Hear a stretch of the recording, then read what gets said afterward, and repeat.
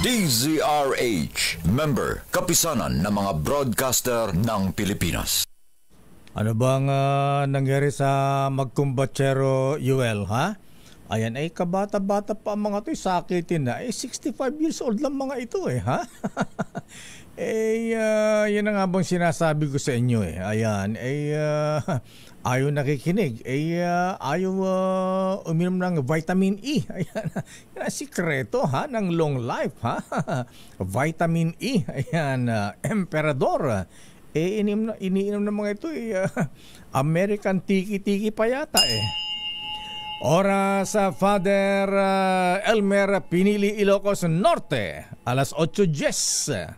Programang nakikinig, programang inaalam ang masasabi mo, programang magbibigay ng tama at totoo. Para tama ang alam mo, tara, usap tayo para malaman ang Damdaming Bayan.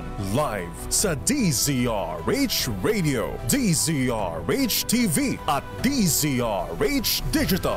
DZRH Damdaming Bayan. Kasama sina Lakay Deo Macalma at Sister L Elaine Apit. DZRH Damdaming Bayan. Yan, get well soon, katunying ka Jerry, ha? Yan ay sinasabi ko naman kayo sa inyo, ha? Huwag tatapat sa aircon, tsaka magdadamit ka agad. Damdaming Bayan. O yung mga kuyang, yung mga motoristang dumadaan nga pala sa Skyway, ha? Ingat-ingat po, ha? Abay, may aksidente po dyan mahibigan ng head-on collision, ha? Yan, isang photo na pick-up kuyang Romel City na. At saka isang sedan, Diyos ko po talaga, ha? Nangyari po yung aksidente, head-on ito, ha? Head-on collision, mga kuya. Nangyari po dyan sa may yung counterflow ba? Yung zipper lane. Kaya ingat-ingat po tayo. Damdaming Bayan. Magandang umaga, Pilipinas. Ako po si Deo Macalma at welcome sa ating palatuntunang Damdaming Bayan. Magandang umaga sa mga taga-Malacanang. Good morning, Mr. President. At mga taga-NBI, Director Jimmy Santiago at Jal Torre ng PNP CIDG. Itong si Jal Torre ng CIDG, sumakay din, ha? Sumakay din dun sa joke ni dating Pangulong Digong Duterte, ha? Anong sabi mo dong? Ayan, iba kasi, ha? Ibang, pati ba naman yung joke ni dating Pangulong Digong pinatulan pa, The ha? order is dead or alive. Ano ka mo dong, ha? Maayong buntag. That is a freedom of expression. Damdaming Bayan. Marami tayong issue, mga misis, yung mga chikiting natin, ha? At ang mga LGUs po, at naku, ang Department of Health, ha? Abay, ano ang ginagawa natin, at grabe po ang dengue outbreak ngayon, mga ateng, mga kuyang, ha? Mga lola, kaya ingat-ingat po tayo, maglinis po tayo ng ating mga bakuran. Ilan yung namatay dyan sa Quezon City, ha? 10 na. Dahil po sa dengue. Pagkatapos ang sabi ng DOH, meron parang 8 lugar na maaari ding magdeklara ng dengue outbreak, pero secret daw. Hindi rin natin maintindihan itong mga taga-Department of Health. Ayaw pang sabihin. Ano bang itinatago niyo? Dapat nga sabihin niyo para ma-alerto yung mga taong sinasabi yung laganap din ang dengue, ha? Ayan, itong mga taga-DOH, sintunado rin, ha? Damdaming Bayan. Anyway, magandang umaga po. Kayo talaga, oo, ha? Ayan, chill-chill lang, ha? Kaupo ko pa lang, tapusin ko na rin special na balita kahapon. Relax lang, ha? Good morning muna sa mga yung mga Gods of Padre Faura, ha? Talaga itong mga kaibigan natin, mga mga justices dyan, ha? Good morning sa mga taga-DOJ, Secretary Boying, ha? Ayan. At ganun din yung mga judges, ha? Mga prosecutors at mga lawyers, kayo talaga, palibhasa ang involved dito sa balita natin, Senator Jinggoy, birthday boy, ha? Abay talaga namang ang daming nakatutok, ha? Ayan. Anyway, mamaya, sige, tatapusin natin yan. At grabe naman kasi, ha? Bakit naman nagtipid? Nagtipid? Bakit naman kasi yung meron na pinapakialaman pa, ha? Ayan. Anyway, mukhang ano kasi, ha? Hot mama si Lady Prosecutor. Damdamin Bayan. Pero nasaan na itong nako talaga, ha? Abay, good morning sa mga taga Bureau of Customs. Ang daming nakumpiskang luxury at sports cars ng Bureau of Customs ngayon, ha? Abay, ay mga magsalita ni Ascom Pupoy, ha? Ang nakahuli daw kasi hindi naman si Ascom, hindi naman si Commissioner Bian Rubio. Itong si General Juvie Max, General Juvie Max, ha? At saka itong si Bern Enciso. Oy, Bern, ha? Abay, sabi ni General Juna Caparas, ayan, baka pwede ro i-road test yung mga kinumpis kanyang mga Rolls Royce. Wow! Lamborghini, Ferrari, McLaren, ako talaga, name it. Lahat na yata ng mga sports cars ayan, ha? Lahat na yata ng mga sports cars nakumpis ka na nila. Ayan, kaya lang ang tanong nila, bakit ganun, ha? Bakit nakalusot ang mga yan? Ayan, ba't hindi na huli ka agad ng mga taga Bureau of Customs pagdating pa lamang sa pier, ha? Sabi na ating bubiti, baka naman ano, ha? Kaya hindi nahuli ng mga taga Bureau of Customs, dalawa lang yan, ha? Idinaan dun sa South, ha?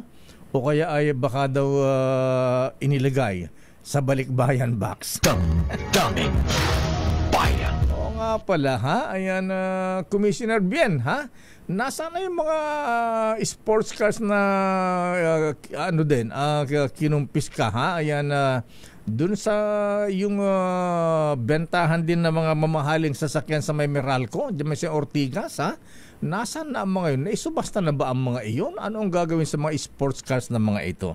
Anyway, mahabigan, magandang umaga at nasa ating, o nga pala, ha? Meron isang retired general po, mahabigan, nag-file ng disqualification case laban sa mga tulfo. Naku, ayaw to ni Idol Senator Raffy Tulfo, ha? Yung kanyang, naku, kasama yata yung kanyang anak na congressman sa Quezon City ang gustong ma-disqualify, ha? Ayan. Ilan ba ang mga tulfo na tumatakbong kandidato ngayon? May, of course, si Sherwin, Sherwin tuloy. Si Congressman Erwin, ayan, Congressman Ralph Tulfo, ayan, at meron pang mga party list, ha? Anyway, nasa ating linya po mabigan si General Attorney, Attorney General Virgilio Garcia. Aba, ito po ang nag-file ng disqualification case. Ayan, bakit? Ano kaya ang rason? Ayan, Attorney General Virgilio Garcia, Kuyang Sir, magandang umaga po sa inyo. Magandang umaga, Kuyang Sir, Kuyang Deo. Magandang umaga sa iyong mga tagapakinig dito sa Pilipinas at sa ibang bansa. Magandang umaga sa inyo pong lahat. Ayan, ha? Anong, ano sabi mo? Hinahanap yung picture mo, General. Ayan, tingnan mo dyan kung meron. Anyway, sa Viber ko yan, sa Viber. Sa Viber, ayan, andun na yung picture niya, ayan, yung Viber niya, kamukha to ni ano, ha? Kamukha ni Brad Pitt, ayan. Anyway, General Garcia, sir, ayan, una po ay, bakit kayo nag-file ng disqualification case laban sa nilahat mo na, ha? Lahat ng mga tulfo, bakit?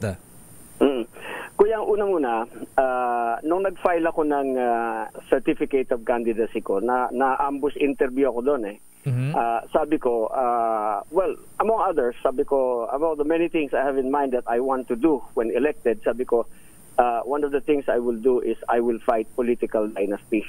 Yung kasing political dynasty, parang nasasalaula na tayo yung because of the lack of definition. Only because of the lack of definition, but we see it glaring right before our face, right smack before us. It's happening. So sabi ko, there's got to be an end to this. Ngayon kasi miyembro din ako ng National ROTC Alumni Association. Of course, ang number one na advocacy namin dyan is ROTC. Right now, dahil sa mandatory basic ROTC, yung revival noon ang pinagkakaabalahan namin. But then, kasama namin dito ang Reserve Officers League of the Philippines, no? Yung ROLP. Okay. Dalawa lang kasi yung civic organization recognized yan sa Armed Forces of the Philippines. Yung PMAAA, kung hindi ka PMAAA, nandun ka sa NARAA. Okay. So we're about 70% of the officers' corps. So Okay. may advocacy kami ng good governance. Okay. Attorney General Garcia, sir. So, sino po sa mga tulfo ang finailan mo ng disqualification case? Pinailan ko silang lahat except Wow. Rafi, because Rafi is incumbent. Yung iba kasi re-electionist. Kasi ang grounds ko for disqualification dalawa. Sino po sila? Si Kong Erwin, Wow. si Kong Jocelyn, si Kong Ralph, si Ben Tulfo at saka si Wanda Tulfo Teo. Wow. Bali ilan lahat yan? 5 o 6? 5 sila. 5, okay. Pero 6 silang nandyan. Ganon. So, So anong grounds ang inyong pagpa-file ng disqualification case, Attorney General Garcia, sir? 2 grounds. Number 1, prohibited under the Constitution yung political dynasty. All right, that's clear. Okay. Of course, meron magsasabi na it is not self-executory yung provision against political dynasty because of lack of definition. Now, yung second ground ko is that they are not natural-born Filipinos. And under the Constitution, considering that this is a requirement of the Constitution, it becomes their burden to prove that they are natural-born citizens. Okay, so una muna doon sa political dynasty. Okay.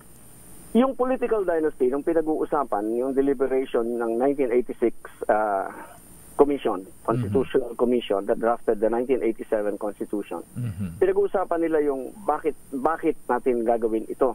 And sabi nila, because we do not want a concentration of political power in one family. Okay. Yun, no? So, okay. Gusto nila actually equal access opportunities kasi pagka merong staying put, kaya nagkaroon ng term limit yung 3-year term limit because ayaw nila ng overstaying. Gusto nila sana pagkatapos ng 9 years na mag-serve, may papasok na iba, fresh mind, fresh na ganon. So, kumbaga parang walang tawag dito, mag-entrench themselves in political power para magkaroon ng mga bagong breed. So what they're really trying to prevent is the concentration of political power in one family because it breeds, number 1, graft and corruption. Number 2, wala nang imagination yan Sarili na lamang nila yung pagpapayaman nila and all. Pero sabi nila, Attorney General Garcia, sir, sabi nila, okay na political dynasty, basta maganda ang ginagawa. Ayan. Ano reaction niyo sa mga statement ganyan ng mga pamilya ng mga politiko?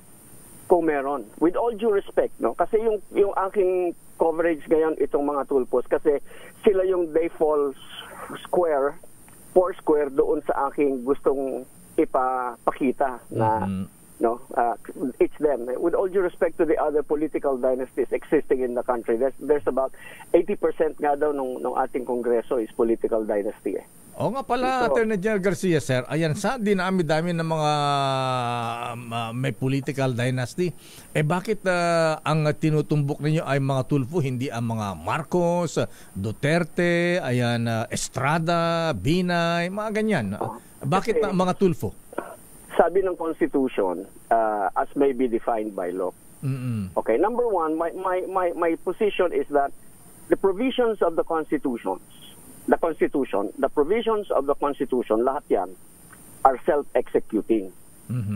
Okay? Merong mga kailangan ng enabling law as may be provided by law, as may be defined by law, yan, okay yan. Pero, hindi pwedeng, ito kasing Constitution natin was ratified by the people, by the supreme will of the people.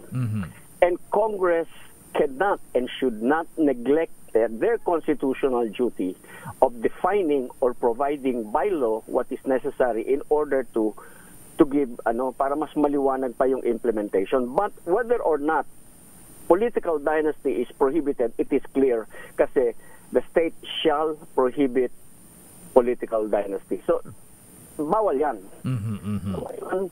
Pumunta tayo doon sa hindi kailangan ng definition. Okay. Kasi obvious parang na tayo mga eng-eng dito ilang billion tayo, 120 eng-eng, di ba? It's happening right before your face. You're being raped and you still cannot do anything about it. I mean, ako sa akin, yun yung nakikita ko We are all being raped every day and still, wala tayong magawa. We're so helpless because of the definition na hindi nangyari for 38 years. And I don't think within the next 38 years that definition is going to come unless mayroong pagsimulan. Okay. For me, Kuyang, yes, sir. When you have a brother, sister in Congress, and a father, mother, son in Congress, and the father belongs to the same family, dun sa lahat silang anim is already a political dynasty because there is already tremendous concentration of political power in one family. Ayan. So kayo ba'y umaasa na sa isyung ito ng political dynasty madi-disqualify ang limang Tulfo, General, sir? Sabi ko nga sa COMELEC, I am hopeful but not optimistic. Kasi, hopeful but not optimistic. Hopeful but not optimistic because of the ruling of the Supreme Court in the case of Grace po. Yung katali yung kamay nila doon. Pero doon nabasa ko yung sinabi ni Commissioner Chairman Garcia. Sabi ni Chairman Garcia is that we can pre-screen. Sabi niya gano'n. Except that kailangan merong nagpa-file katulad nito, sabi niya, we will act on it, sabi niya gano'n. So there you are. There is my hope. Okay. Anyway, Attorney General Garcia, sir, baka sabihin alam po nila na kayo ay tumatakbong congressman sa 2nd District ng Quezon City at makalaban niyo pala itong si Congressman Ralph Tulfo. Baka sabihin ito ang dahilan po kaya kayo nag-file ng disqualification case sa lahat ng mga Tulfo. Katulad po nung aking sinabi, incidental Okay. Advocacy namin yan sa NARAA, sa ROD, and doon sa isa pang grupo namin, puro yung anim, no, yung alyansya ng nagkakaisang mamamayan. 6 sectors yan, including the military, yung mga retired generals. Kahit hindi retired yung iba, mga retired from the service. Yun yung aming advocacy. Number 1 is to fight political dynasty. Number 2 is fight corruption. Number 3, ang gusto ng anim is magkaroon ng electoral reforms. Pero kami sa NARAA, we don't just want electoral reforms, we want a drastic electoral reform. And when we say drastic electoral reform, we want that reform to come from the outside of the present system because you cannot do so much dun sa present system. Meaning under the present constitution, hindi mo magagawa yung drastic electoral reforms. We also want alleviation of poverty and we want to fight big business monopoly. Wow. So, General Garcia, sir, ayan, one-on-one ba kayo? Kailan ba ang magkalabang kandidato sa pagka-congressman ng 2nd District nitong si Congressman Ralph Tulfo? Actually, kuyang 4 kami. No? Yung isa doon, lahat ng tugtog sinasayawan noon Tumakbong mayor yan. Tumakbong barangay captain yan nung nakaraang eleksyon. No? So, yung isa yon, yung Bernido. Yung isa, hindi ko kilala, bagong ano yon. But I was hoping, so, but I like it dahil it's almost like him and me na against each other. Pero I just want gusto ko lang malaman ng mga taga-DOS. Hindi ko siya piniling kalaban. Hindi ko pinili na dahil kalaban ko siya, titirahin ko yung pamilya niya. Okay. Kandidato ako, hindi. Titirahin ko yung pamilya nila because ayoko nang gahasain nila ng mga politiko ang ating bansa dahil walang definition ng political dynasty. We can go by what is obvious already. Okay. Pag hindi po political dynasty, yung 6 na yan magkakapatid in Congress, yung upper house and lower house, Senate and the House of Representatives, kawawa na tayo, wala na tayong silbi lahat. And I am thinking that this is going to be like an opening, an opportunity for para magkaroon tayo ng panimula nung sariling definition without having to go through a definition by Congress. Then they can define later yung what applies to the local officials. Anong political party nyo, Atty. General Garcia, sir? I am proud to say I am with Reforma. Reforma. Reforma. Yeah. Kay dating Senator Raul Roco ba? Ayan, Reforma o kay Miriam? Kay Senator Miriam. Ayun. Hindi, dating Secretary De Villa. Rene De Villa. Buhay pa pala yung Reforma. Buhay na buhay, kuya. Buhay na buhay. Tapos, ang aming presidente, si dating Speaker Pantaleon Alvarez. Yung silent operator na very, very Okay. Yeah. So, kayo tumatakbong congressman sa 2nd District ng Quezon City.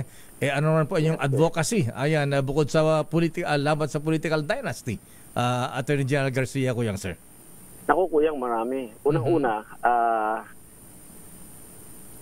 kailangan may magkaroon ng pagbabago dun sa DOS. Hindi ayuda ng ayuda lamang. Gagawin mong pulubi yung mga taga ron. Hindi na mag-aan puro.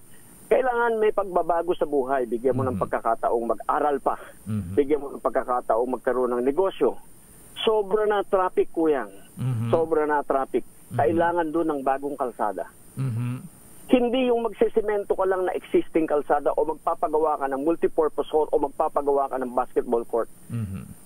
You can also maluag kasi yung likod nun, Kuya. Ang luag ng lupa doon. Sa 2nd District.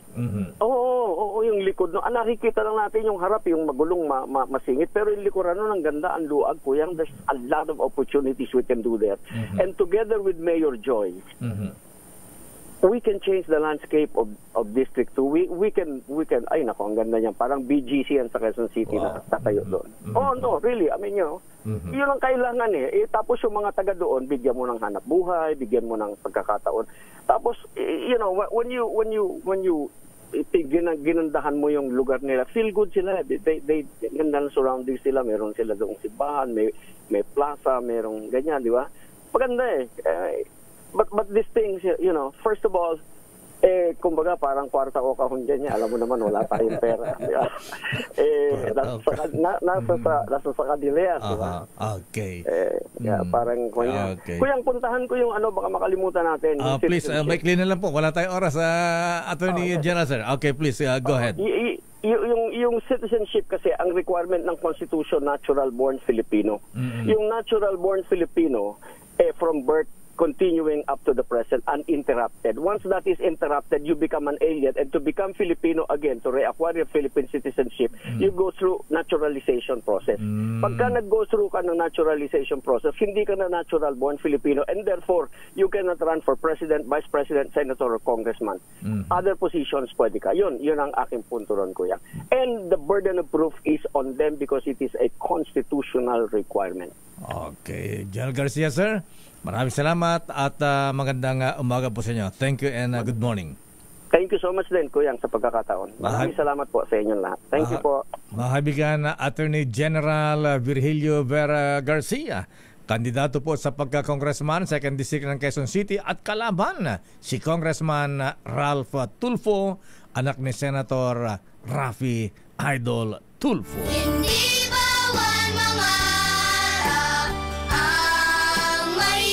Babalikan po natin mahabilang pang mga issues at syempre ayan, mamaya ay isusunod natin ang ating Bakit Ikaw? Sino nga ba ang makausap natin sa Bakit Ikaw portion? Ayan, sa ating job interview, Congresswoman Franz Castro. Kilalanin ang mga nagnanais maging lingkod bayan sa Bakit Ikaw? The DZRH Job Interview for 2025 Midterm Elections. Ayan, hindi mo raw masyadong na-discuss yung citizenship ni Congressman Erwin Tulfo. Ayan, Attorney General Virgilio Garcia. Oras sa CJ Alex Jesmundo, FCJ Maitas Marquez, 8:35. Bayan. Oras sa Sister L. Pilipinas ang oras, it's 8:45. Bilis naman ng oras. At good morning Lakay, good morning sa lahat ng mga nanonood at nakikinig sa atin. Diyos marhay na aga sa Indugapos. Ayan, ay magabigat yung amin na apo. Alam niyo po, hindi po ako mahilig makichismis. Ang pinapakinggan ko lang pong chismis ay yung kay Deo Macalma. Kung wala si Deo Macalma, kulang ang almusal ko. According to my bubuit, Mamaya na yan, Senator Jinggoy, at meron po kaming bisita muna dito sa ating... Kilalanin ang mga nagnanais maging lingkod bayan sa Bakit Ikaw? The DZRH Job Interview for 2025 Midterm Elections. Bakit pa meron pa tayong job interview? May trabaho, teacher na ito Ayan, congresswoman pa. Bakit pa natin i-interview sa job Kasi interview? Lakay, Sister L? magle-level up daw. Magle-level sa up. Senado, Lakay. Ayan. Ang ating aplikante ngayong araw, Lakay. Ipakilala mo, Sister L? Ipapakilala ko na, Lakay. Pero siya ay isang guro, pero math teacher siya. Sabi ko sa kanya kanina, Lakay, ayaw ko ng math. Pareho tayo mga nasa journalism ayaw ng math Pagka tinanong ka, math, sige, okay lang, ikaw na. Kaya mo na yan. Pero Lakay, itong ating job interviewing ngayong araw, siya Lakay ay bahagi ng partidong Makabayan Coalition ng Mamamayan o Makabayan. Lakay, ito pala ay taga-Tagudin, Ilocosur. Ilocana at Gaya Mapo. Yes, isang Ilocana at nagturo siya Lakay sa... Nagagat, nasiglat, ayan nga road. Hindi ko na naman naiintindihan siya sabi mo. Sa pagka-Ilocano kasi nagaget, masipag yan. Basta Ilocano, masipag yan, Sister L. Ayan. Bawal ang tamad sa mga Ilocano. Kung hindi, wala ka kakainin. Ay, sinabi mo. Nagturo siya Lakay ng high school bilang mathematics teacher at nag-retire siya matapos ang 25 years Lakay. Noong 2013 lang pala siya umalis sa pagtuturo. Wow. At nagtapos siya ng cum laude lang naman Lakay. Cum laude, ha? Oo, sa kursong Bachelor of Science in Secondary Education, major in Mathematics sa Philippine Normal University o PNU. Hindi ko na sasabihin kung anong taon. At siya Lakay ay nag-ano naman ng postgraduate course. Kumuha siya ng Master of Science in Mathematics pa rin. Education sa pamantasan ng lungsod ng Maynila. At nagsilbi siya Lakay na guro. Scholar ng bayan. Nagsilbi nga siya, habang nagsisilbi siyang guro Lakay, naging union activist na humawak ng iba't ibang posisyon at naging aktibong miyembro ng Alliance of Concerned Teachers mula 1989 Lakay. At yung mga bills niya Lakay at may mga bills siya in-author at co-authored, kabilang dyan ang isinusulong na pagpapataas sa sahod ng public school teachers at iba pang government employee at pagpapababa naman ng income tax, institution of support mechanisms para sa mga guro at reforma sa GSIS system Lakay. Wow. Ang dami niyang Lakay. Isa-isahin ko ba talaga to you? Sige, tama na yan. Napakahaba ng kanya credentials Lakay. 10 pages yata ito Ang dami-dami naman sinulat ni Yuel Bakit Ikaw? The DZRH Job Interview for 2025 Midterm Elections. Pabati mo natin si Congresswoman Franz Castro ng AK Teachers Party List. Congresswoman, good morning. Naimbag nga bigat, Apo Diputada. Naimbag nga bigat, Manong Deo. And sa ating kay Sister L. Sister Good L. morning po, Congresswoman Ma. Ayan, ako na unang magtatanong, Ikaw Sister na L. tayo. Ayan, Congresswoman Franz Castro. Ayan, kayo ay isang retiradong guro. Ayan, labor union leader, aktivista, kongresista. Bakit ngayon? Bakit ninyo gustong maging senador? Kagaya na sinabi mo, Lakay Deo, gusto ko talagang, siyempre, mag-level up. Yung aking naging experience dito sa House of Representatives ay tingin ko isang qualification. At gusto natin magkaroon ng tunay na tinig ng teachers sa Senado para kung halimbawa merong mga bills, kasi may mga bills kasi Lakay and Sister L, na kapag natatapos na namin sa House of Representatives, hindi na siya na umuusad sa Senado. Kaya kapag meron talagang tunay na guro sa Senado, ay matututukan yung mga bills, panukalang batas para sa edukasyon. Baka kulang po sa lesson plan. Lesson plan talaga Lakay. Teacher yan, di ba?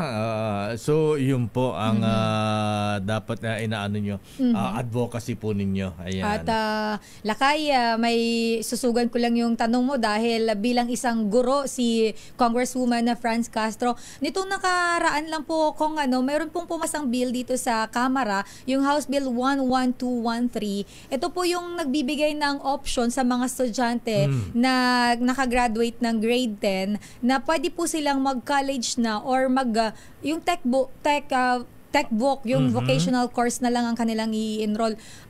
Medyo po kasi to kung parang medyo naguluhan yung mga kababayan natin dito kasi may K-12 po tayo eh. So ano po kaya ang inyong masasabi? Suportado niyo po ba itong bill na ito?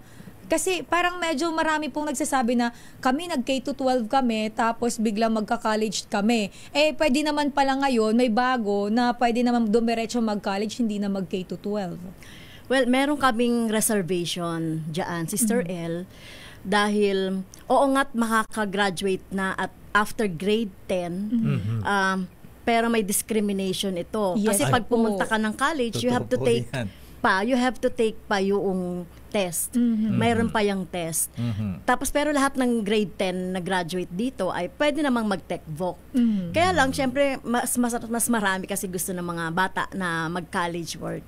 Kaya parang tingin nga natin may discrimination. Kung naalala mo, Lakay, yung NCEE. Ay, opo.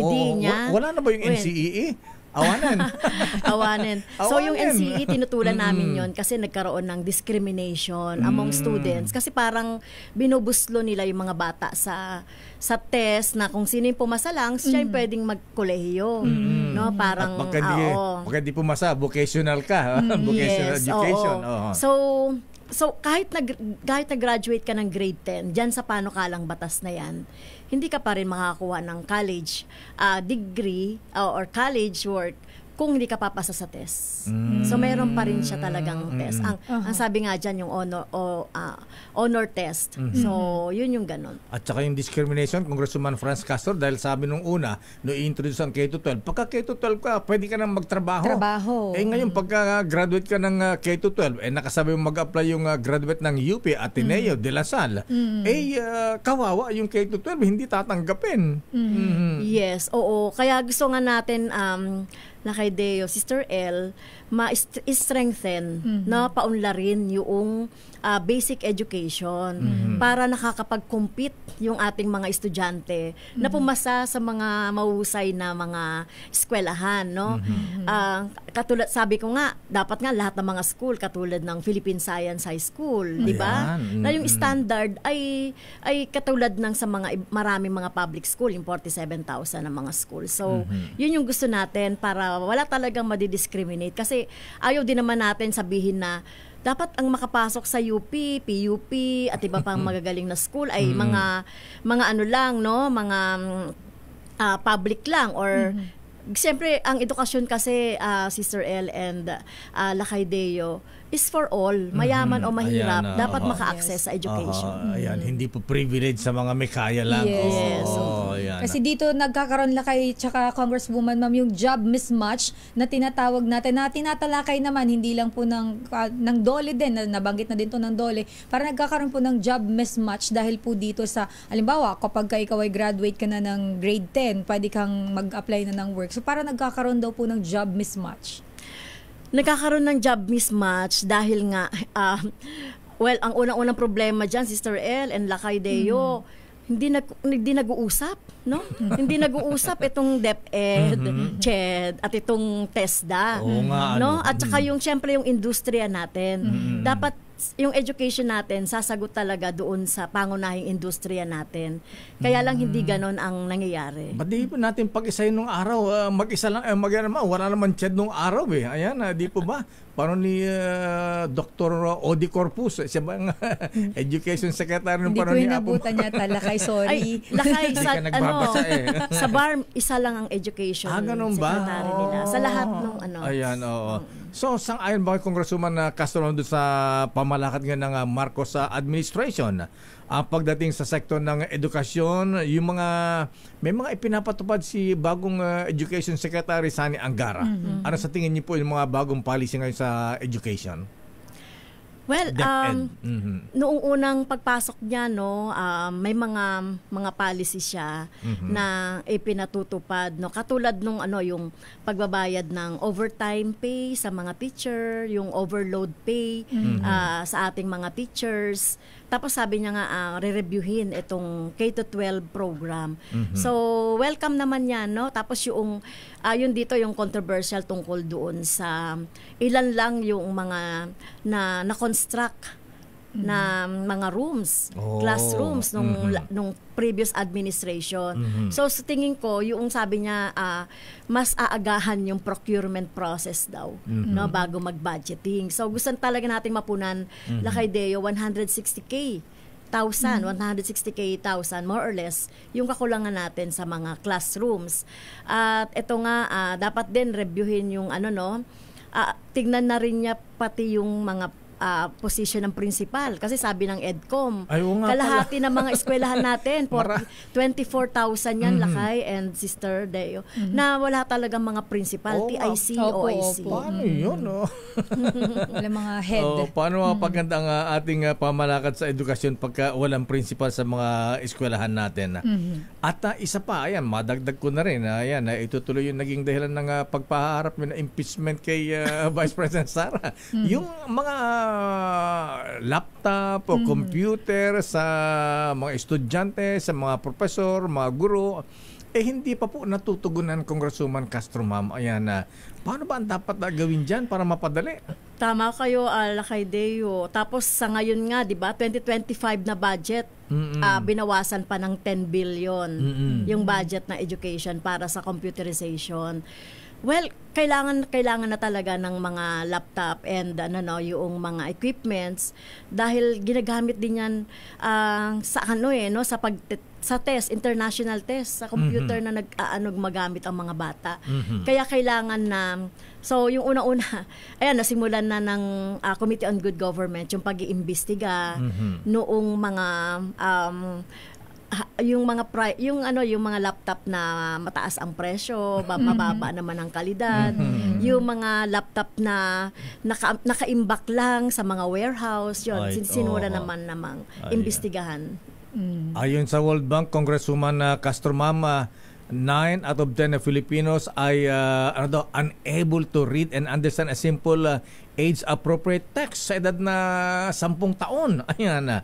At patuloy po ang pagbagsak natin sa reading and mathematical proficiency sa mga estudyante. Bilang dating grupo, math teacher, ano po ang mga dapat nating baguhin? Yan, talagang nakakabahala yan, Lakay Deo, dahil nga sa ganyan ay yung ating mga estudyante talagang struggling talaga sila. Hindi lang kasi problema sa education per se, Lakay Deo and Sister L, problema rin ito sa ekonomiya. Kasi kung may mga bata na pumapasok na gutom Ay, sa eskwelahan, paano ma-observe yun?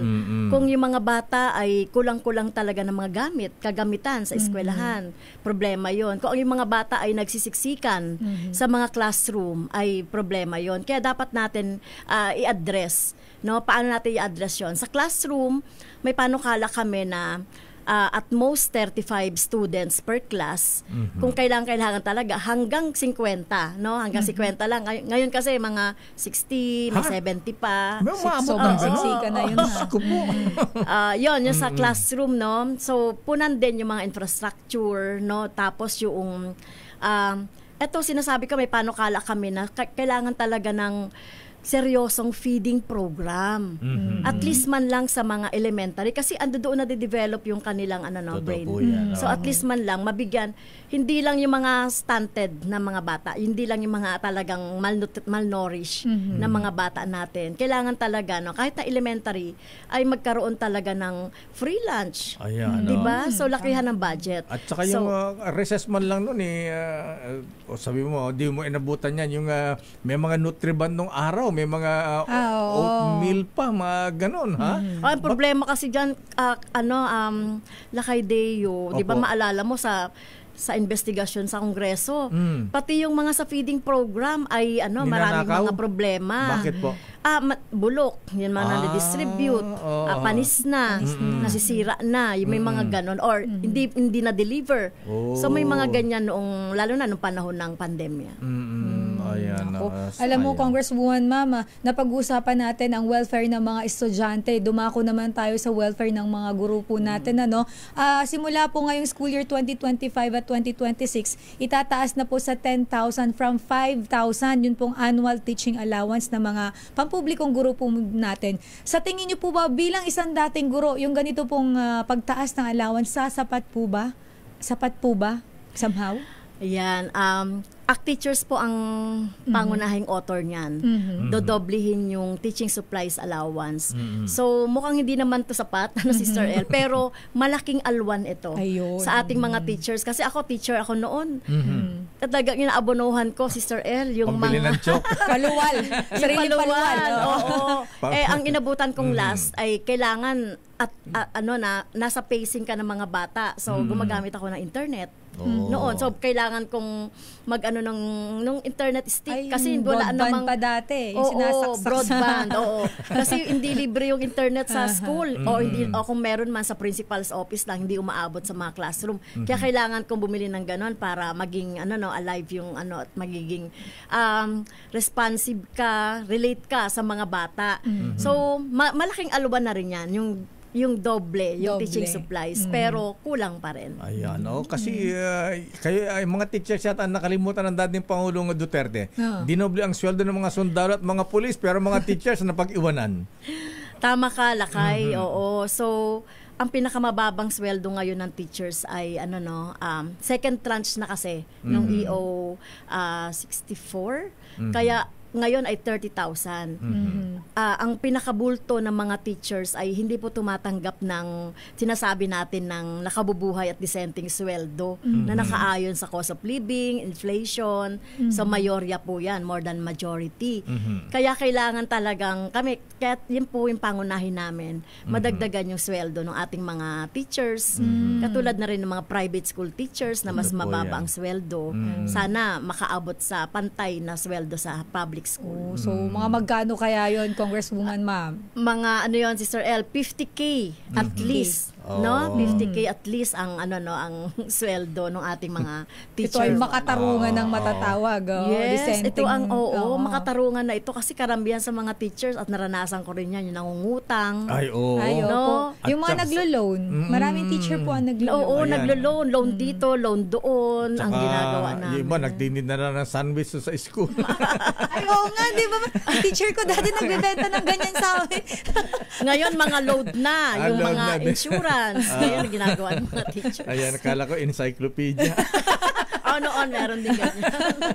Ayan, Congresswoman Castro po, Mama. Ayan, alam po ninyo sa ibang issue ngayon yung mga kalaban nyo sa politika, lalo sa mga taga PDP. Ayan, Inakusan ko sa pagiging convicted criminal daw dahil sa paglabag sa protection of children against abuse, exploitation, and discrimination. Ang sabi po ma'am, hindi daw po kayo dapat maupo sa Kongreso dahil humawak ng posisyon sa Kongreso dahil sa ganitong conviction po ninyo. Ayan. Ano po ang latest dito at ano po ang inyong paano hinaharap yung mga ganitong aligasyon at lalo tumatakbo kayong senador? Well, ang update po dyan sa kaso, Lakay Deo, ay nakaapila po yan sa Court of Appeals. Okay. So, yan pong kaso na yan ay ginawa namin na pagre-rescue doon sa mga bata. No, matagal na panahon before 2018, Lakay Deo. Kasama yata si Casator na nakasuhan dito. Yes, oo. Sa Ocampo. At 13 kami no na na-convict. 13 pala. May 4 na pastor na may pastor pa. Na hindi po na-acquit. Na-acquit. Oo, okay. so ito po yan pong kaso na yan ay matagal na po no na ang mga lumad school ay talagang na minimilitarize, no, hinaharas. So before po ng 2018, so nakakatanggap po kami ng mga report tungkol diyan. So kami naman po, ako bilang kongresista, dating guro, constituent ko yung mga teacher, pumunta po ako doon para i-rescue yung mga bata. Hindi so iba po, hindi po, wala pong kidnapping at saka child trafficking na kaso. So ano po na baliktad po no, yung mga pangyayari, no, ginawan kami ng gawa-gawang kaso. So ang masasabi ko lang po dyan ay, well, bilang teacher po, kung mangyayari po ulit yun, yung humingi ng tulong, dahil that night po, that moment po, nasa bingit ng kamatayan yung buhay ng mga teachers and students. Well, sabi ko nga, kung mangyayari ulit yun, gagawin ko at gagawin pa rin yun. Kasi bilang teacher, talagang kailangan talaga na matulungan yung mga estudyante. So, at mga teachers. So, ganun po yung pangyayari po dyan. Yan po ay nakaapila sa Court of Appeals para po makita po nila no, na hindi lang yung time na yun na nangyayari yung mga harassment. Before pa yan. So, remember po, Lakay Deo, si President Duterte before, 'di ba sabi niya nagpahayag siya na bombahin yung mga yung mga lumad schools. Oo, may mga pahayag siya. At nangyari 'yon, no, na talagang more than more or less mga 200 plus na mga school talaga yung napasara. Yung ba ang dahilan kaya kinuha nyo na po yung mga bata at dinala yata sa Davao City? Saan nyo ba nila hindi ganoon? Po. Ano ba yung ang nangyari po doon? Magkakaroon po kami sana ng National Solidarity Mission dahil nga po doon sa paghingi ng tulong ng mga teacher. Before that, mayroong mga food blockade, harassment, militarization. Tapos tumawag po yung mga teacher and students doon sa kanilang principal, yung executive director nila sa school. Nakasama namin sa Tagum. Before that pa nga, Kadeo, nag-courtesy call sa DepEd, DSWD, sa LGU, bago yung November 28. So may consent ang DepEd doon sa Davao, yun nangyari? Tagum po yun, sa Tagum City. Yes po, merong consent ang Department of Education. Alam nila na nandoon kami, alam nila na meron kaming solidarity mission. Kaya yun, ang nangyari po doon, Kadeo. Tapos, di ba, during that time din, may martial law doon. No, kaya talagang ako nga po, 'di ba, binuwis ko na yung buhay ko doon na matulungan yung mga teacher. So talagang buwis buhay po yung ginawa namin nila Casator doon. Talagang ganun lang po ang nangyari, no, nabaliktad. At alam niyo naman ang Davao, 'di ba? Sa Davao nangyari yung ganon at alam naman natin kung ano that time. But ano yung condition that time. Kaya yun po. Kaya nga sabi ko nga, habang nagkakaroon ng habang nagkakaroon ng tokhang doon sa programa ng War on Drugs dito, nagkakaroon naman ng militarization po sa mga lumad schools. Ayan, bago ang tanong ni Edna La Parosa sa ating man on the street, Congresswoman, ang sabi po, kaya daw po may mga military operation doon, ang mga bata daw po, ang mga luma, ini-indoctrinate daw po yung mga bata ng communism. Wala po, matagal na po napabulaanan yan. No, mismong mga bata at estudyante po na ang sumagot diyan. No, kaya hindi po totoo yung mga paratang na ganun. Alright. Bago pa sa iba nating katanungan, meron dun po sa'yo magtatanong, Congresswoman ma'am, mayroon po tayong man on the street. Nasa labas po ng ating himpilan at mayroon pong kababayan natin ang gusto pong magtanong sa inyo. Bilang kayo po ay tumatakbo sa Senado, sa pagkasenador, nandyan ng ating kasamahan. Saan kayo ngayon? RH52, Edniel Parosa. Edniel. Magandang umaga, kay Sister Earl at kay Congresswoman Franz Castro. Nandito tayo ngayong umaga sa BF City Terminal sa lungsod ng Marikina.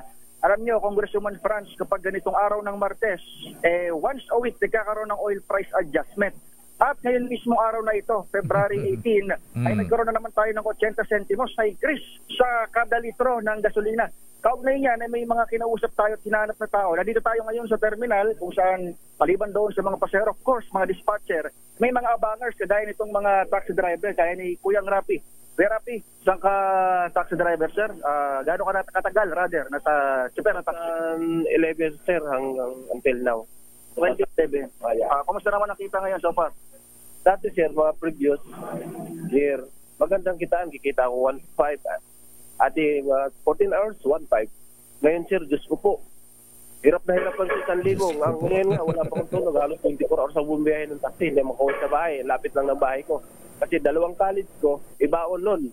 500, 250 at dalawa, 500. Kasi sa Manila nag-aral, uwi ang Tipolo. Ang tanong ko lang kung may impeach ba sa college si Fight, gaganda pang buhay natin. Kasi ngayon, pakiramdam namin, hirap na kami sa daming apps naglalabasan. Tapos, sasabihin, maraming solusyon, puro gano'n na lang sa sobrang traffic. Ang sisihin nyo dyan, 5 litra lang, LTFRB. Labas sila ng labas ng mga unit sa daming apps, tumatakbo sa kalsada, halos 30 to 40% tumatakbo sa EDSA, puro apps na lang. Sabihin nila, pag ganito, sarado. Pero, totoo lang dami kong kausap, mga kapitbahay. Sabi, sarado si Grab, sige na ito, mga apps. Pero pag may 40,000 ka, within 2 months, mayroon ka ng prangkisa sa Grab. Yung katotohanan ngayon, sobra. So, anong tanong mo, Kuya? Ang tanong ni Kuya Rafi. Sobrang taas talaga. Di ko naramdam. Dati kikita ko 1,000, kasya.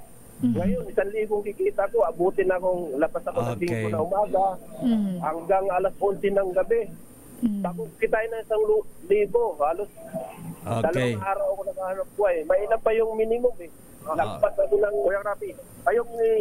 Yan yung sentimiento natin bilang mga Cambio King, mga chopper ng taxi. Cambio King. Ngayon ang gusto nyo itanong ulitin natin dahil medyo maingay kanina rito? Ano ang gusto nyo itanong kay Congressman Franz Castro? Tatakbong senador. Ma'am, ang ano ko lang, kung ba sakali kayong manalo, mapigilan nyo ba yung paglaganap ng sobrang daming apps, walang tigil hanggang ngayon. Sobrang traffic sa EDSA, sisihin ng ganito. Kahit sinuwahin sa gobyerno, nagsisihan, DOTR, RB, ganito. Kasi, oras ang sinasabi. Okay, Kuya. Okay, Kuya, pasagutin natin si Congresswoman na Franz Castro. Ayan, Edniel. Okay. Yung pong mga apps na sinasabi ni Kuya Kuya Rafi, no, ay medyo hindi po ako familiar doon, no. Pero yung sinasabi niya po na mahalaga yung sinabi niya, no, halos linggo-linggo tumataas ang presyo ng gasolina. Well, kami po may solusyon diyan kay Rafi, no, na dapat tanggalin muna yung excise tax sa langis dahil nga sa sinasabi na hindi mapigilan yung international market na tumataas. At parang parang niloloko na nga lang tayo, no, Kadeo. Kailangan din natin yung katulad sa kuryente, no, tinitignan natin yung bini-breakdown natin yung mga gastusin noong mga oil companies. Kasi hindi na natin maintindihan talaga bakit tataas ng 1 peso, bababa ng 20 centavos. Linggo-linggo parang may ganun lang na pattern. Kaya kailangan unbundling, no? Ma-unbundle yung presyo ng langis para makita talaga natin. Kasi matagal ng panahon naman sa nakaraan, talagang pababa yung presyo ng langis. Pero hindi pa rin siya mapigilan. So yun, no, pati yung VAT sa langis, tapos tanggalin na itong i-repeal na itong oil deregulation law dahil hindi naman ito talaga nakatulong doon sa competition. Naglalo pang pinalakas yung monopoly. Kartel na nangyayari. Kartel ng oil industry. So pare-pareho yun, ang increase, rollback. Yun talaga yung mga problema na kinakaharap ng transportasyon. Gawin talagang palakasin talaga yung pangmasang transportation, Kadeo, no, Sister El, para natin yung masagawa natin yung sinatawag na pangmasa, accessible na transportation sa lahat. Totoo yan kasi minsan di rin naman natin maintindihan bakit ganun? Tataas ang presyo ng diesel, minsan bababa ang gasolina. Pare-pareho lang naman yan. Bakit? Tapos ang problema, tataas, sobrang taas. Pagka bumaba, 10 centavos, 20 centavos. Yes. Ayan. Anyway, Congresswoman Castro, ma'am. Ayan, okay na, Kuya Rafi, Eniel.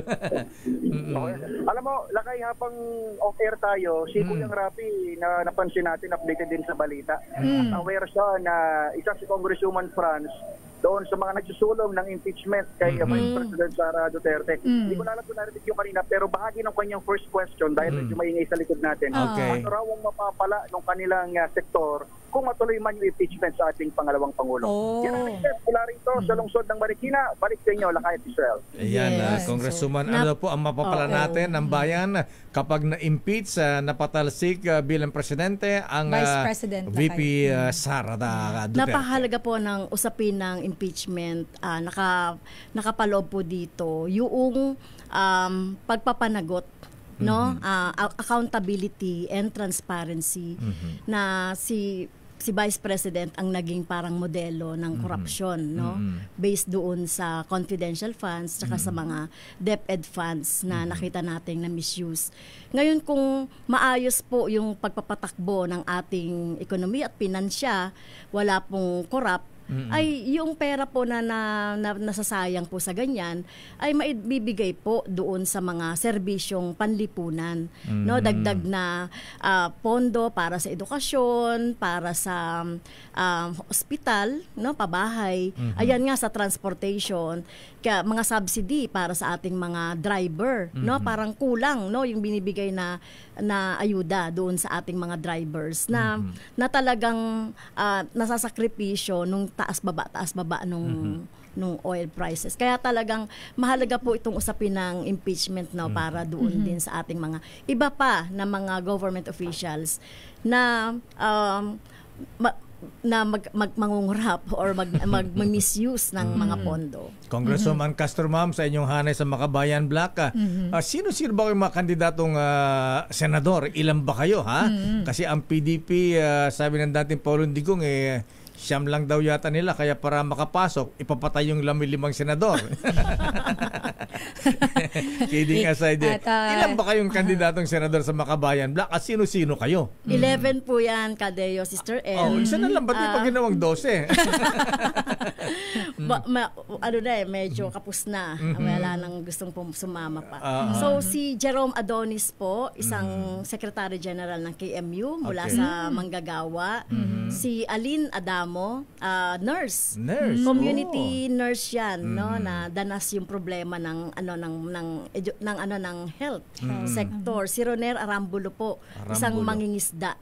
No, na kay Pamalakaya, no, danas din ang problema ng mga mangingisda. Si Kong Arlene Brosas sa Kababaihan. So kasama ko yan si dating Congressman Teddy Casino, no, tapos si Kamimi Doringo. Galing po ito sa mga Maralita. Okay. No, tapos si Camody Floranda, kilala niyo siguro Piston. Sa Piston. So yun si Amira Lidasan, siya po yung kinatawan naman ng mga Moro, ng mga katutubo, no? Tapos si Lisa Masa, kilala niyo na Lisa siya. Masa, Gabriela. No? At saka ang aming magsasaka ay si Kadaning Ramos. Si Kadaning Ramos. Oo, na talagang eksperto talaga, no, sa usapin ng pagsasaka. Oo, mga magsasaka. Ayan, at pang-11 po kayo. Anyway, ang ihahabol ko lang Lakay kasi di ba pinagtatalunan ngayon yung pagtuloy dito sa pagdinig ng impeachment ni Vice President Sara Duterte. Dapat po bang humiling ang Senado ng special session kay Pangulong Bongbong Marcos para masimulan na po yung paglilitis o yung impeachment trial po dito kay Vice President Sara Duterte? Well, tingin ko po parang may humiling na no? Meron nang nagsalita tungkol diyan. Siguro po para mapanatili yung independence ng Senado ay sila na mismo, no, yung mag-initiate ng special session para maharap na kasi nakalagay kasi sa Constitution na forthwith. So immediately sana ay matalakay itong impeachment na nakarating na sa kanila, no? Kaya kailangan na nating harapin to kasi nagtatanong na rin ang taong bayan kaugnay dito. So wag nang hintayin yung susunod pong kongreso, yung pag para sa amin, Sister El, wag na hintayin yung susunod na kongreso. Kung tatawid man yan sa susunod na kongreso, at least masimulan dito. Yung bang impeachment, ma'am, may blessing ba si Speaker Romualdez sa kasi Pangulong Marcos? Well, si Speaker po, pumirma naman siya. Pumirma. Ewan ko lang po kay President Marcos. Si Sandro na lang. Congresswoman Castro, ma'am, bilang panghuli po, ayan, sa ating job interview, bakit ikaw dapat iboto sa Senado? So ako po ay dapat na iboto sa Senado dahil unang-una po kailangan natin talaga ng maresolba na magkaroon ng mga panukalang batas para masolve natin yung krisis sa edukasyon na namamayani sa ngayon at magkaroon din ng alternatibos. Ang Makabayan po, meron siyang talagang buong programa ng Pambansa Demokratikong Plataporma para sa lahat ng sektor. Kaya kabilang po ako doon na nagsusulong po talaga ng mga kaalwanan sa buhay ng ating mga taong bayan. Siyempre po bilang guro, sabi ko nga ako nagsimula noong sa confidential funds, no. Gusto po natin na maayos, no, magkaroon talaga ng mga batas na susugpo sa mga korap at abusado sa gobyerno po. Congresswoman Franz Castro, ma'am, ACA Teachers Party List Representative. Thank you and good morning and good luck po sa inyo. Thank you po. Maraming salamat, Justi Aguinaapo, kung naimbag na bigat. Kilalanin ang mga nagnanais maging lingkod bayan sa Bakit Ikaw? The DZRH Job Interview for 2025 Midterm Elections.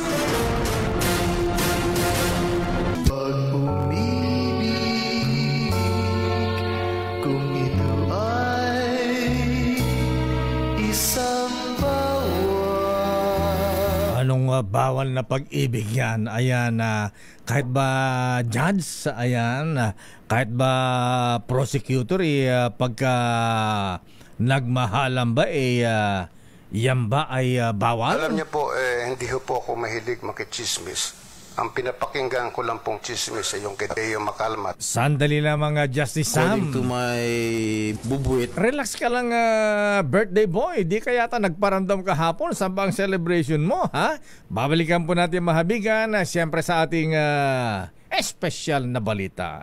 Sino nga ba si Judge na nagkaroon ng illicit affair sa isang lady prosecutor na nahuli ng asawang Coronel? Daming bayan. Oras, Sister L. It's 9:25. Good morning sa mga taga Department of Justice. Ayan. May special shoutout ka. Court of Appeals. Ayan. Nakabang kaya sila? Talaga ba? Hinihintay nilang part 2? Oo. At saka sa mga regional trial courts, kayo talaga. Sandali lamang, ha? Ikaw muna. Take it away, Sister L. Ito muna, Lakay, dahil inendorso ni Senator Grace po ang kandidatura ni dating Senator Bam Aquino sa May 12 senatorial elections. Ginawa ni po ang endorsement sa pagdalo ni Senator Bam sa kanyang Grand Rally ng FPJ Panday Bayanihan Party List sa San Carlos City sa Pangasinan. Ayon kay Po, kailangang mailuklok sa Senado ang mga masisipag at magtatrabahong kandidato gaya ni Aquino na patunayan na ang husay sa kanyang track record bilang senador. Ginarantiya rin ng senadora na malaki ang maitutulong ni Aquino sa pagpapaunlad ng bansa kapag nakabalik sa Senado. Nagpasalamat din si Po kay Aquino sa pagsulong ito sa batas sa libreng kolehiyo at sa kanyang tulong para maisabatas naman ang pangako ng senadora noong kampanya na mabigyan ng libreng pananghalian ang mga malnourished na estudyante sa public elementary schools. Ayon kay Po, ang batas sa libreng pananghalian na kanilang pinagtulungang isulong ni Aquino ay isa sa mga pangarap ng kanyang namayapang ama na si Action King Fernando Poe Jr. nang tumakbo itong Pangulo noong 2004. Kapag muli namang mahalal na senador, balak ni Aquino na palawakin pa ang libreng kolehiyo at tiyaking nakikinabang ang mga estudyante sa libreng pabaon na nakapaloob sa batas. Isusulong din ni Aquino ang siguradong trabaho para sa mga Pilipino, kabilang ang mga out-of-school youth. Wow, si Senator Grace po. Yes, Lakay, in-endorse niya. Kulay yellow na rin ba o kulay pink? Parang di ko alam, Lakay ko. Lagi kasi siya nakaputi.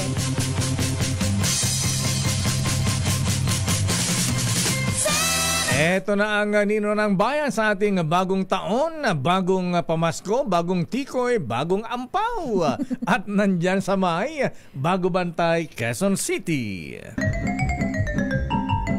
Ito na ang ating winner sa DZRH Bagong Taon, Bagong Lakas Promo.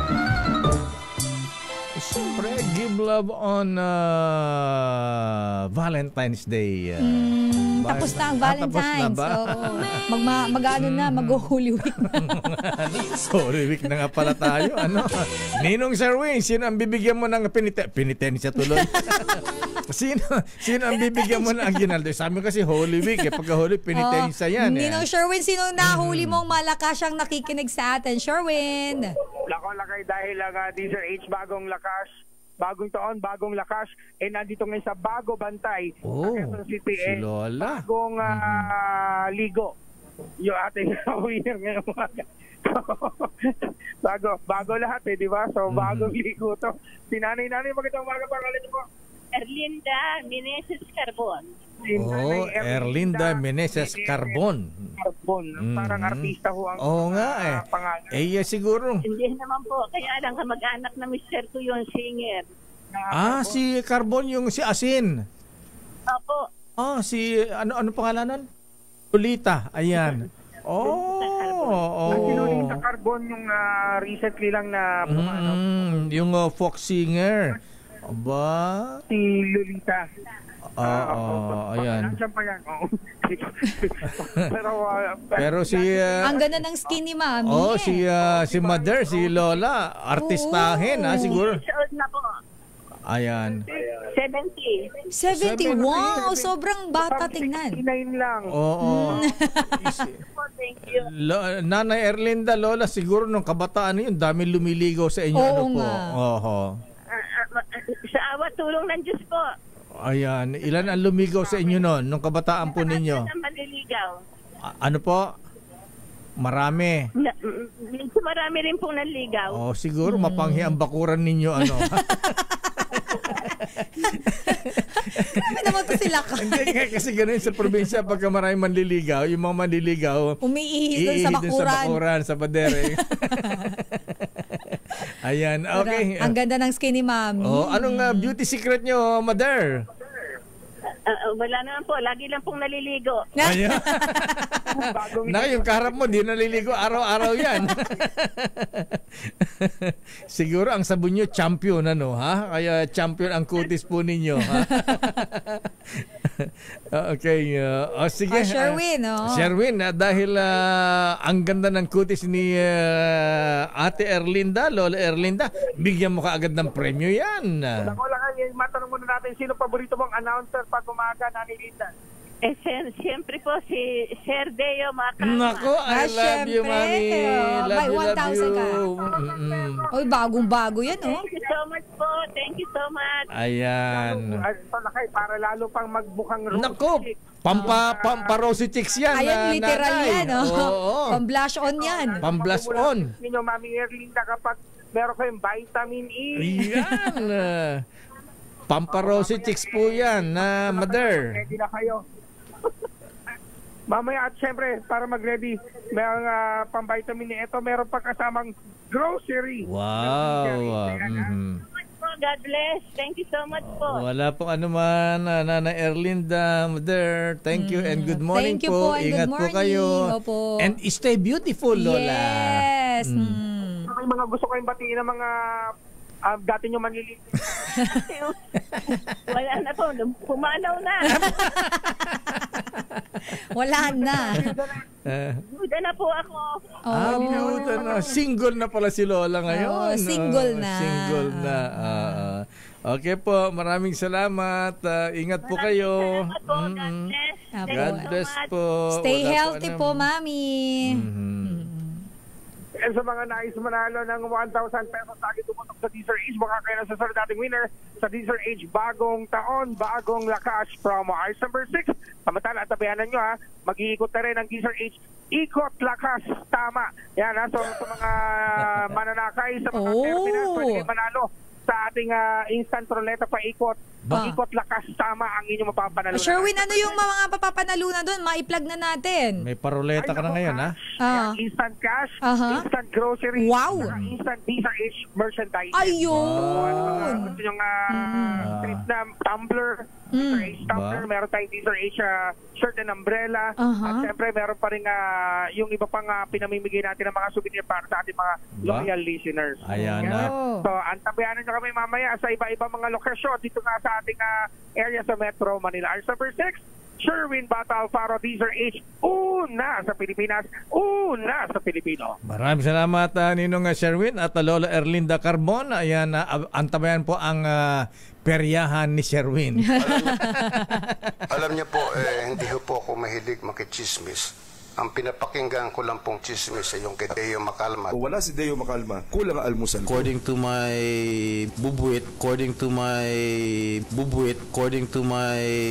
bubuit. Anong sabi Senator Jinggoy? Kakasala dito sa ating daigdigan.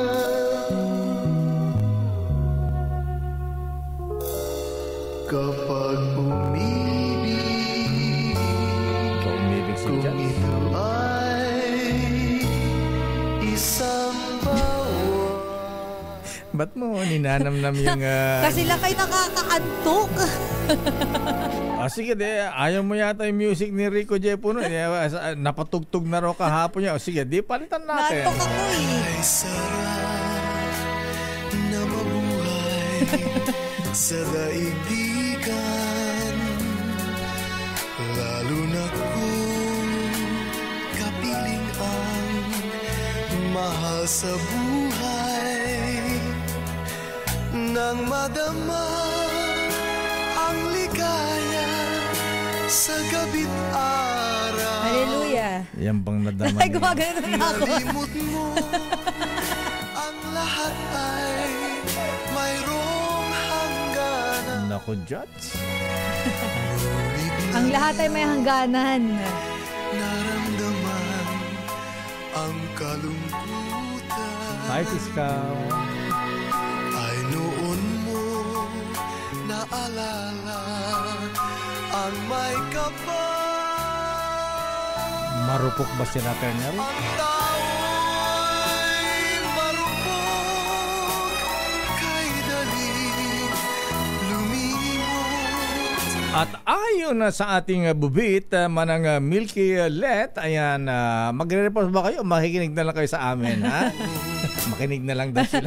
Lakay marupok daw pagka nabibilad tsaka naaarawan at ganun na ba? babasa ng ulan, rumurupok. Rumurupok. Ganun ba yan? Ba't nabibilad ba sa araw si Judge saka si Fiskal kaya naging marupok? Baka.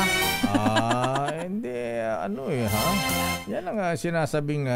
o baka yan, tukso layuan mo ako. Yan ang kapalaran talaga, sister. Grabe naman yung kapalaran, Tukso yun. Tukso ba yun? Tukso. Saan layuan ba yun? mo sila. Sino nga kumanta nung Kuya Het? Hindi. Eva Eugenio? Eva Eugenio ba? O di... Ewan ko ba kung bakit tayo kita.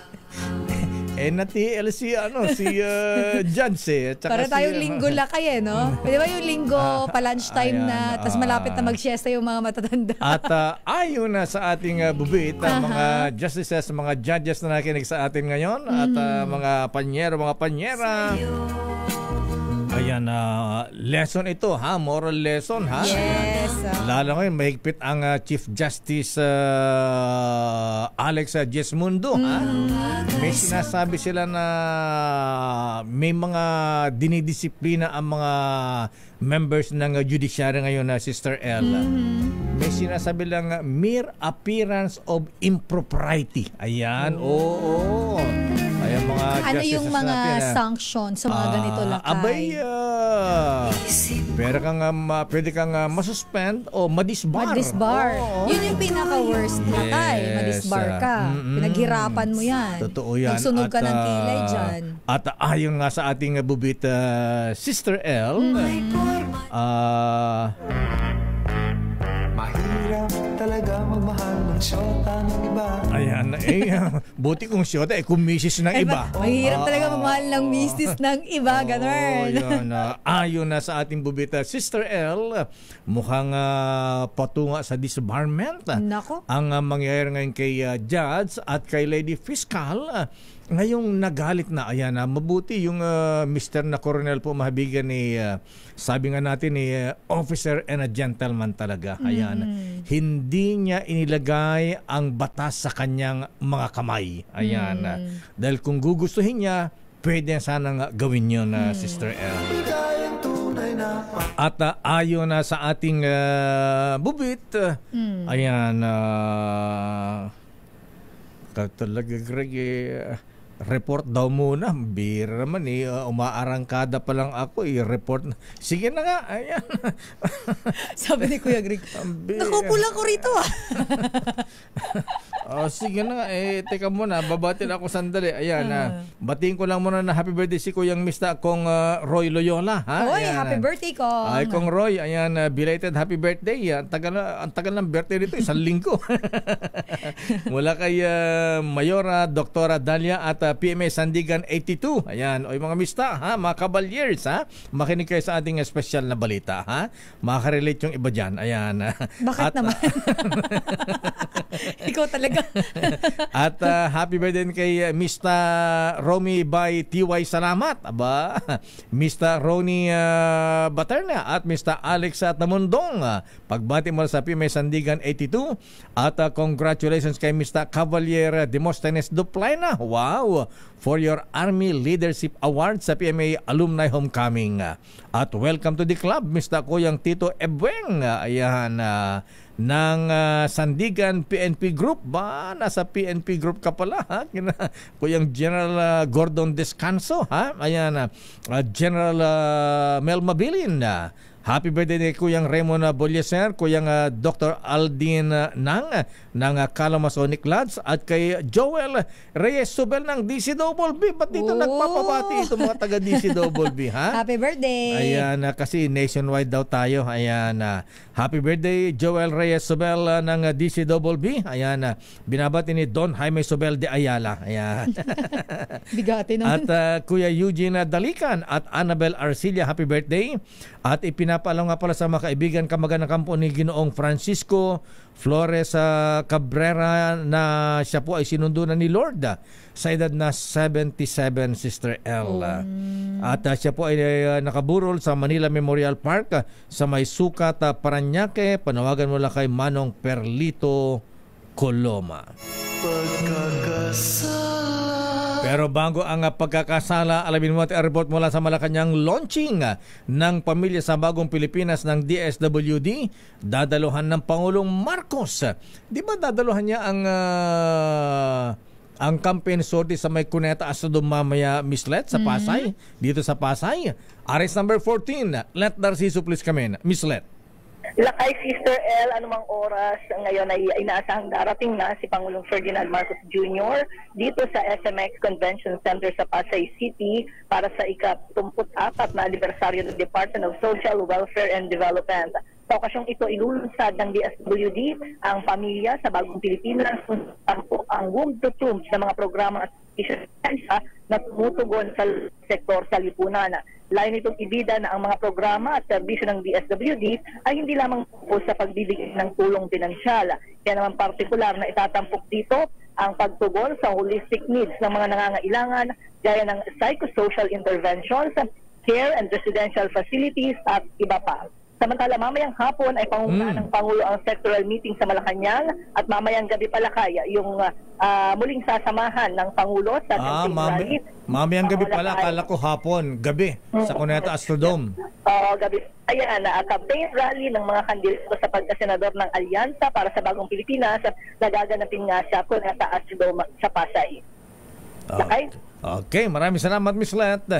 Balik sa inyo, Lakay at Sister L.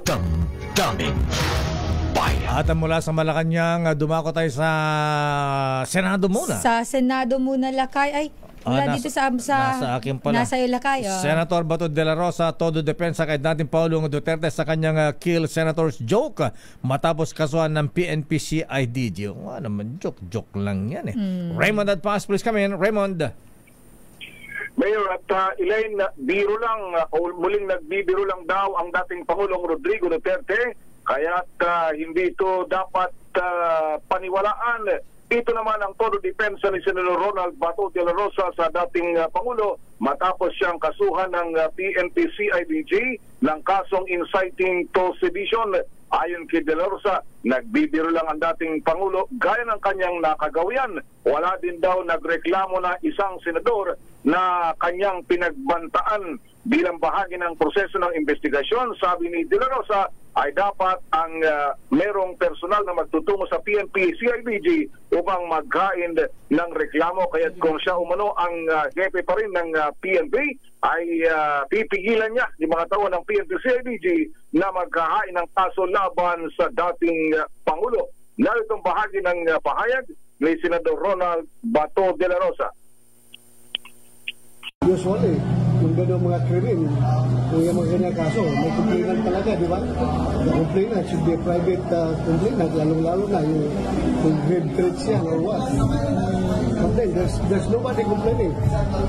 Out of the blue, CIDG is filing its case against the Pangulong.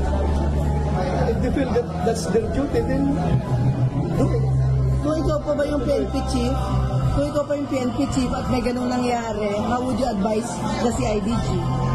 I will tell my CIDG director, stop it. Stop it. Hindi ba serious offense yung sabihin pagpapatayin yung 15? Kung totoong papatayin talaga. Kilala naman natin si Pangulong Duterte kung paano niya magsalita, magbiro. Kung may balak siyang patayin, hindi na sasabihin. Bakit sasabihin pa niya yung national TV? Ang bahagi ng panayam kay Senador Bato de la Rosa sa kanyang pagdalo sa birthday celebration kagabi ni Senador Jinggoy Estrada. Mula sa Senado, ito si RH28, Raymond Adpas para sa DZRH, una sa Pilipinas, una sa Pilipino. Marami kasi sila. Ano dapat ang gawin natin? Hindi, patayin natin yung mga senador ngayon para mabakante. Babalikan natin lang pa mga reports. Sandali lamang, Milky Giselle, Edniel Parosa at Val Gonzales. Oras, Sister L. It's 9:47. Ay, si Kuya Greg kasi 9:56. Ano, lahat tayo oras. Ayan. Ano ba yan, Lakay? Welcome ka back pa? muna kay Misa Angeli Caballero Pasco. Ayan, na official candidate representing Hawaii. Aloha! Sa Misa Philippines Universe mula sa mga kaibigan sa Manila at Davao. Talagang Miss Universe, ha? Miss Philippines Universe. Pero si Fiscal, yan ang Miss Universe ni Jugs. Ayan. kanyang ka mga ngiti, ha? Wala. Nahanap ko eh. May oras pa ba tayo? Ayan. Papareportin muna natin si Manang Milky Lakay. Sige, si Milky dahil muna. ang Bureau of Internal Revenue, imbitado sa hearing ng House Tricom para naman silipin ang buwis na ibinayad ng social media influencers Lakay. Alamin natin ang buong detalye ng report na yan mula kay RH12 Milky Rigunan. Manang Milky. Sister El at lakayaan namin ngayon sa hearing ng House Tri Committee ang pagbabayad ng buwis at pagkakaroon ng financial transparency ng mga social media influencers at bloggers. Kasama si BIR Commissioner Romeo Lumagi Jr. at miyembro ng kanyang grupo sa mga inimbitahan sa joint hearing ng House Committees on Public Order and Safety, Information and Communications Technology at Public Information na nag-iimbestiga sa paglaganap ng fake news sa mga online platform at kung tamang idinideklara ang mga digital personalities ang kanilang kinikita. Ang kay Laguna Representative Dan Fernandez, ang overall chair ng TRICOM, kailangan matukoy kung ang mga digital personality ay nagdedeklara ng kanilang totoong kinikita at tumutupad sa kanilang mga obligasyon sa buwis. Sabi ni Fernandez, ang hearing ay layuning masilip ng mas malawak sa patas na pagbubuwis dahil hindi maitatanging malaki na ngayon ang kita sa mga online content. Kasunod nito, sinabi ni Fernandez, hihilingin nila sa mga vloggers na isumite ang kanilang income tax returns para masuri ng BIR. Paliwanag ni Fernandez kung kumikita ang mga vlogger sa kanilang mga content. Maging ito ay sa pamagitan ng ads, sponsorship at monetization scheme, dapat buwisan gaya ng mga iba pang income earner. Matatandaan, naglabasan ang kautusan ng BIR noong pang 2021 para sa obligasyon ng mga social media influencers na magparehistro, mag-file ng income tax returns at magdeklara ng lahat ng kita na nagmula sa digital platforms. Ako si Milky Rigunan, nagulat para sa DCRH, una sa Pilipinas, una sa Pilipino. Maraming salamat Manang Milky at mula naman kay Dalagang Bukid. Nako Lakay, ito 6 na Korean at 15 Pinoy na inaresto sa Pogo dito sa Pasay.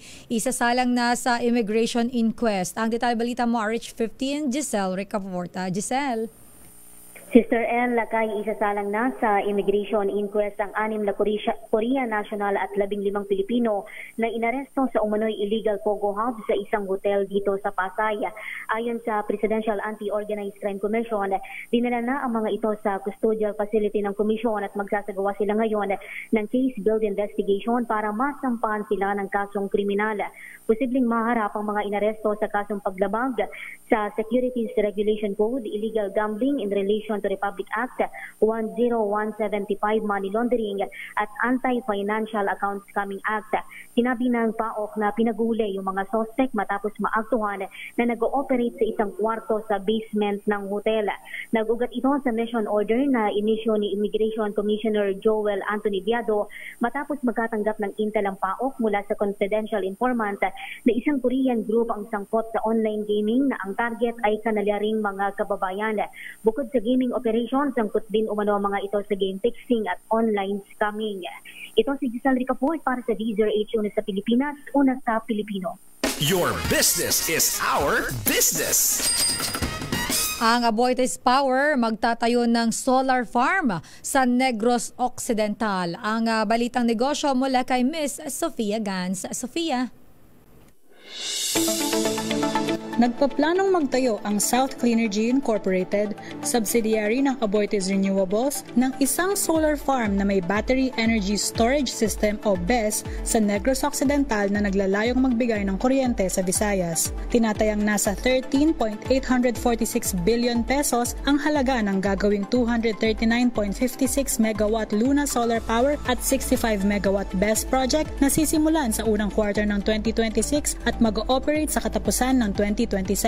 Sinabi ng South Cleanergy na ang mga proyekto ay makatutulong sa pagkakaroon ng maaasahan at abot-kayang supply ng kuryente. Anila, susuportahan rin ng proyekto ang advokasya ng Department of Energy na gumamit ng solar energy para mabawasan ang greenhouse gas emissions mula sa sektor ng enerhiya. Samantala, nagsara ang palitan ng piso kontra dolyar kahapon sa halagang 58.03 pesos kada US dollar. At iyan ang ating balita sa mundo ng negosyo. Your business is our business. Ito si Sofia Gans para sa DZRH, una sa Pilipinas, una sa Pilipino. Maraming salamat, Sofia Loren Gans.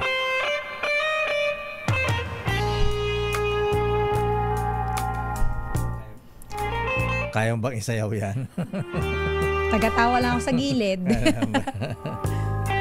Bihira naman di na naman natapos to. Gagalit na naman sila sa atin, ha? Ayan. Pero ano na nangyari? Ang nangyari, Sister L, nag-file na ng kasong adultery. Si Colonel. Laban kay Mrs. Fiscal. At ano nang nangyari kay Judge? Kay Judge? Malay ko. Hiwalay na. Tanong natin kay Mrs. niya ng Judge. Judge din pala Mrs. niya. Judge din nga yung Mrs. Di ba? Judge versus Judge. Nako. Fiscal versus Coronel. Naku, si Lady Judge siguro, si Mrs. Judge, baka isight in contempt yung kanyang mister. May anak ba sila? Pareho.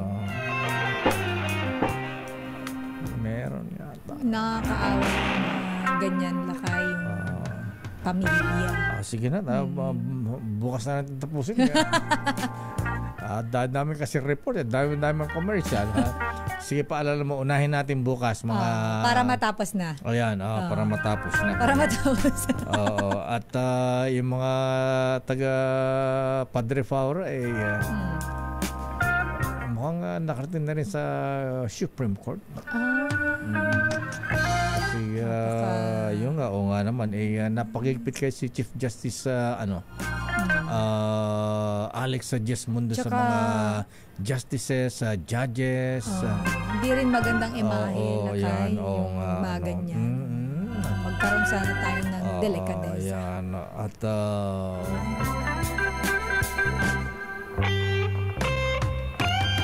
At ayan ang...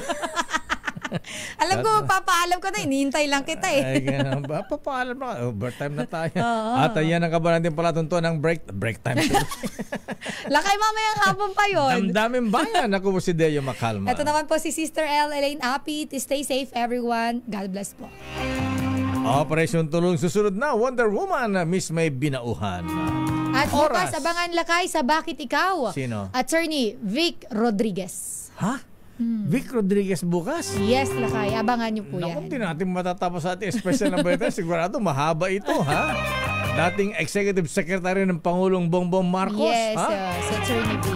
Naku, ayan. Baka mag-alam maharlika ito. Bye-bye! Ingat, stay safe.